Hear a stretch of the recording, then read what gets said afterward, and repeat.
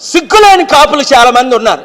చిరంజీవికి సిగ్గులేక కాంగ్రెస్ పార్టీకి package star అయిపోయాడు పవన్ కళ్యాణ్. అప్పుడు మళ్ళీ బయటకు వచ్చి ఇప్పుడు టీడీపీకి బీజేపీ అంటే పదవి కొరకు బీజేపీకి బానిసడు అయిపోయాడు. మళ్ళీ ఇంకా పవన్ కళ్యాణ్ పేరు ఎత్తిన వాళ్ళు సిగ్గులేని వాళ్ళు కొంతమంది ఉన్నారు. అరే రాష్ట్రాన్ని అమ్మేసిన వాళ్ళ పేరు మీరెందుకు?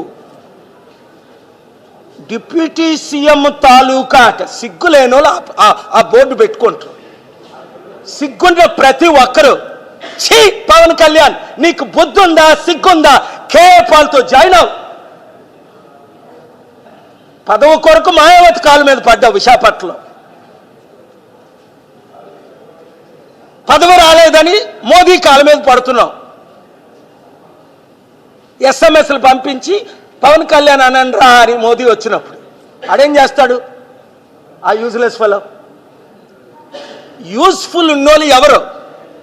రాష్ట్రాన్ని కాపాడినోళ్ళు, అభివృద్ధి చేసినోళ్ళు, అప్పులు తీర్చినోళ్ళు, ఉద్యోగాలు తెచ్చినోళ్ళు, కంపెనీలు కట్టినోళ్ళు, స్టీల్ ప్లాంట్ని కాపాడినోళ్ళు, స్పెషల్ ప్రత్యేక హోదా తీసుకొచ్చినోళ్ళు.